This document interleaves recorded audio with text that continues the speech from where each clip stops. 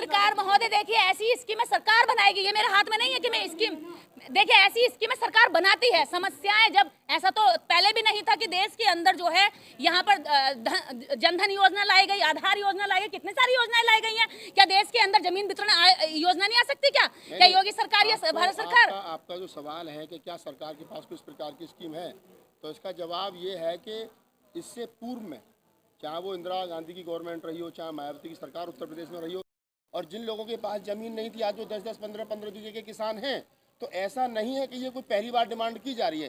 सरकार भूमिहीन लोगों को ज़मीन दे करके उनको ज़मीन को, जो बंजर भूमि है उसको उपजाऊ बनाती है, लोगों को रोजगार मिलता है, लोगों को रोटी मिलती है। सरकार जो 5 किलो अनाज लोगों को दे करके अपना पीछा छुड़ा रही है, आज जो अम्बेडकर जन मोर्चा संगठन गोरखपुर में श्रवण कुमार निराला जी के नेतृत्व में काम कर रहा है, उसका मांग यही है कि आप लोगों को 5 किलो अनाज मत दीजिए, आप लोगों को 1 एकड़ ज़मीन दीजिए। उस ज़मीन को वो उपजाऊ बनाएंगे, मेहनत करेंगे, दूसरे के खेतों में जाकर के उनकी बहन बेटियों का बलात्कार होता है, उससे वो बचेंगे, उनका शोषण होगा, शोषण मुक्त समाज बनेगा और लोग आत्मनिर्भर बनेंगे। सरकार आत्मनिर्भर बनाने की बात कर रही है ना, तो आत्मनिर्भर बनेगी कैसे भाई? ना सरकार के पास ना रोजगार है, ना नौकरी है, ना कुछ है, तो आप 5 किलो अनाज मत दीजिए। जो आपके पास सरकारी ज़मीन पड़ी है, जो बंजर ज़मीन है, उसको गरीबों में, भूमिहीनों में बांट दीजिए, तो लोग आत्मनिर्भर बन जाएंगे। सरकार, माननीय प्रधानमंत्री का जो कहना है, वो उस पर सरकार जो उसको साकार करेगी सरकार।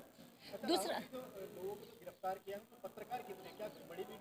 अभी जो हमारे पास जानकारी है कि जो लोग पत्रकार है, जो यूट्यूबर वहाँ गिरफ्तार किए गए हैं, उसमें समतावास टीवी के मनोज अंतानी हैं, आवाज़ भारत से संतोष कुमार अम्बेस हैं, पब्लिक दस्तक से रमेश भारती हैं, और एनवी न्यूज जो है चैनल जो है उसकी नीलम बौद्ध और उनके हस्बैंड जो उनके साथ कैमरा मैन का काम करते हैं, जयभीम प्रकाश जी, ये लोग मीडिया से हैं। बाकी तमाम लोग जो हैं, चाहे SR दारापुरी साहब हैं, चाहे प्रोफेसर सिद्धार्थ रामू हैं, चाहे कुछ लोकल नेता हैं वहाँ के, ये तमाम लोग अभी तक, जैसा निर्देश जी ने बताया, कल शाम तक की जो जानकारी है और आज सुबह तक की जानकारी, लगभग 18 लोग अभी तक पुलिस की गिरफ्त में हैं।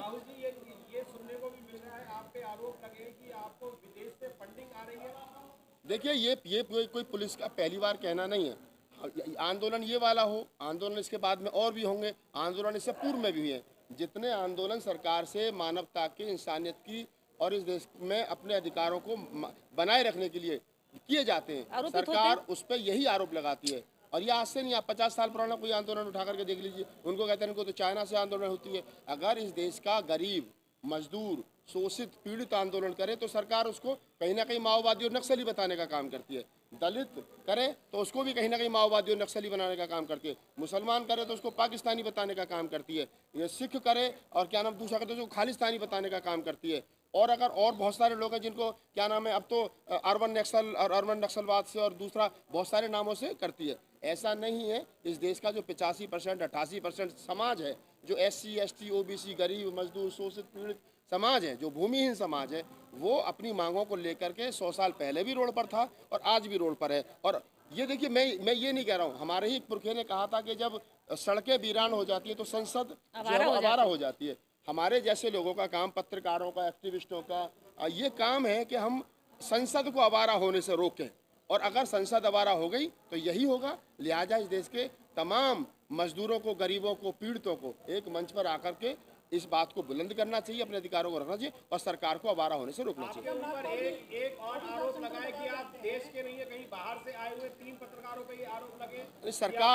सरकार आधार कार्ड चेक करे, उनके पिताजी का डेट ऑफ बर्थ चेक करे। मनोज अंतानी जी के पिताजी दिल्ली गवर्नमेंट में अफसर थे, वो मेरठ के रहने वाले हैं। संतोष अम्बेस के पिताजी रेलवे में अफसर थे।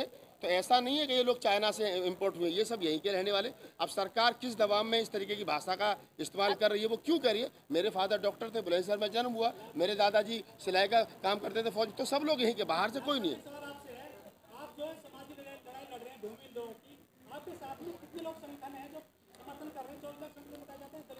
इस देश के अंदर बाबा साहब डॉक्टर अम्बेडकर के नाम से चलने वाले संगठनों की संख्या 24 लाख हो या 24 करोड़ हो, मैं उसमें नहीं जाना चाहता। मैं एक बात जानता हूँ कि जो इस देश के गरीबों का, शोषितों का, पीड़ितों का मजदूरों का दर्द समझता है, जो संविधान में अपने राइट समझता है, जो संविधान की बात और लोकतंत्र की बात करता है, वो देश के किसी भी कोने पर रहता हो, वो हमारा साथी है। हम उसके साथ हैं और वो हमारे साथ हैं। आपके साथी जो है वो कई सारे जेल में बंद हैं, उनको रिहा कराने के लिए आप क्या ठोस कदम उठाएंगे? हमने वहाँ पर हमारे जो साथी लोग हैं उन्होंने वहाँ पर टीम बनाई है। SR दारापुरी साहब जो पूर्व कमिश्नर हैं और जो वहाँ के लोकल नेता हैं, उनके वकील हैं, हमारे वहाँ वकील पर रविकांत जी हैं, उनके नेतृत्व में एक बेहतरीन टीम वहाँ पर काम कर रही है।